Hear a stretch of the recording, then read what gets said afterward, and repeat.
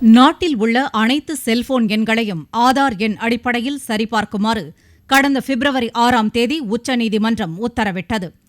KYC எனப்படும் உங்கள் வாடிக்கையாளரை அறிந்து கொள்ளுங்கள் என்ற படிவத்தின் மூலம் செல்போன் இணைப்பு வைத்திருப்பவர்கள் ஆதார் எண் விவரங்களை பெற்று இணைக்க வேண்டும் என உச்சநீதிமன்றம் உத்தரவிட்டது. இதன் அடிப்படையில் பிரதமர் அலுவலகம், தொலைத்தொடர்பு ஒழுங்குமுறை ஆணையமான ட்ராய் மற்றும் ஆதார் ஆணையத்துடன் மத்திய தொலைத்தொடர்புத்துறை ஆலோசனை நடத்தியது.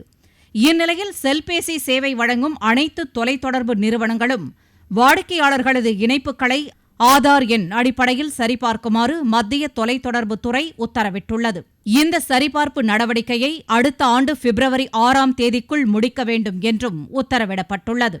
KYC படிவத்தின் மூலம் வாடிக்கையாளர்களிடம் இருந்து ஆதார் எண் விவரம் பெறப்பட உள்ள இந்த சரிபார்ப்பு நடவடிக்கை குறித்து செல்பேசி சேவை வழங்கும் தொலைத்தொடர்பு நிறுவனங்கள் விளம்பரம் செய்ய வேண்டும்.